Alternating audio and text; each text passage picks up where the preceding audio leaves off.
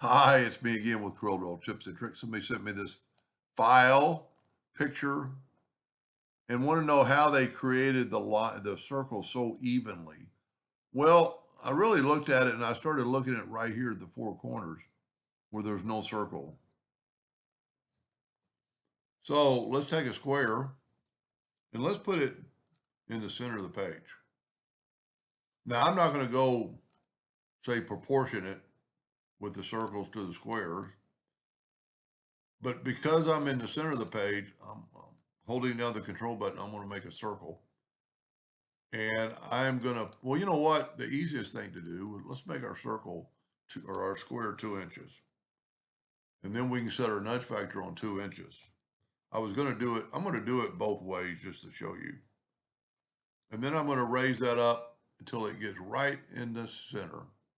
Now I can control D and move it down, control D and rotate it 90 degrees.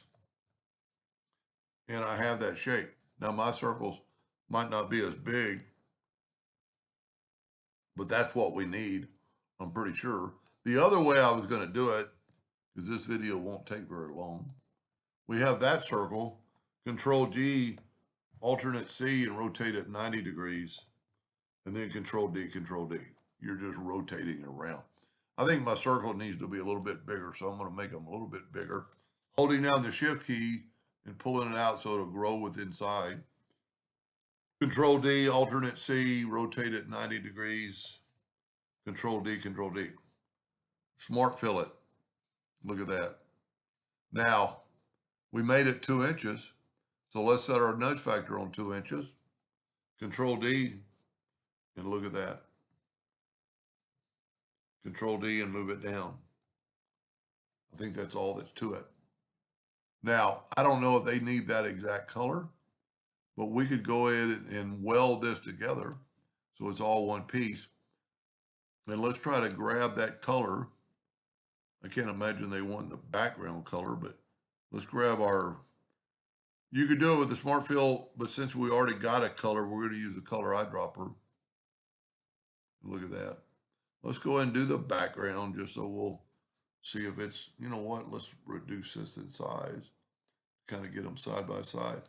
I'm going to hold down the Shift key and get the rectangle tool. And then holding down the Shift key, I'm going to make my rectangle grow from the outside. I'm actually going to, you know what, I don't have to with this tool. I'm going to go to the color eyedropper again, grab that sample and put it there. Now I need to go to Object, Order, Backup Page. And I think that's a pretty good match. I think my circles are even the same size. Anyway, kind of a fun project and hope that helped them, and thank you for watching.